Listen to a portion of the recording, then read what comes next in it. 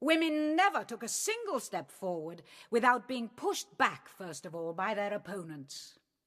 We did not mind being laughed at, as long as by laughter we could get our way to the vote. But the laughter was also turned against the statesman who refused to answer us. The statesman is a sort of serious individual, not to be mocked or jeered at. But it was somewhat undignified for the First Minister of the Crown to make his way out by the rear entrance with a horsecloth over his head, or to pass by an underground passage to the post office and then be shot down the parcel tube. People began to take us seriously then.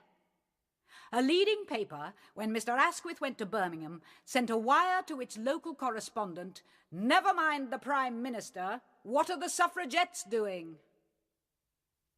Our next move was the canvass, and with a distinct woman's platform we took the field. We said, "Vote against the government till it gives women the vote."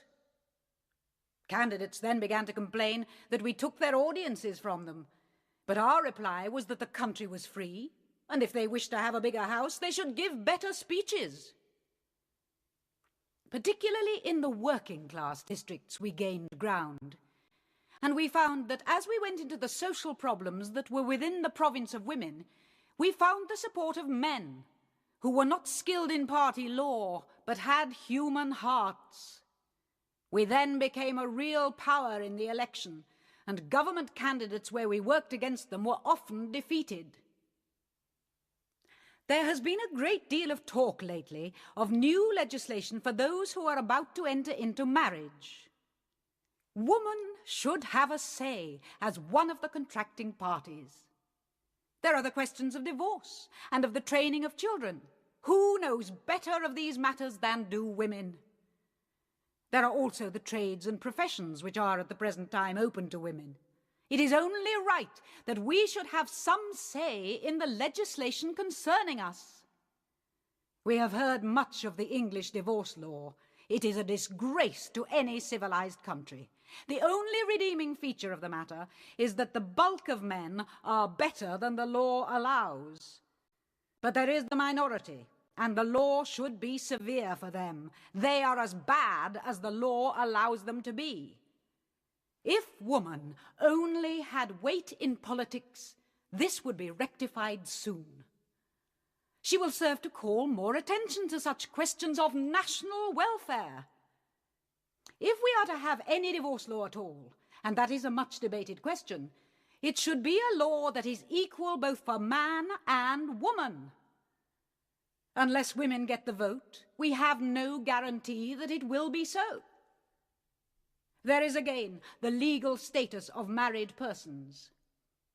Nature has given the child two parents. The law gives but one. And it is the father when the child is born in wedlock, but if the child is born out of wedlock, it is the mother. Men have made these laws, but what we want is to have nature's law as man's law.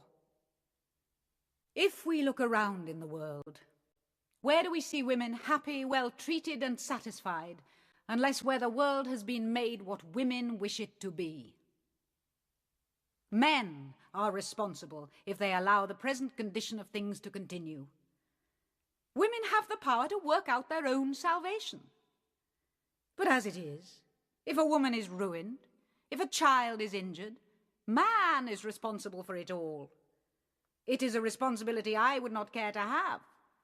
And as things are, I would not be a man for all the world. If women fail as men have failed, then they will bear the burden with them. But since men cannot protect and shield us, let us share the duty with them.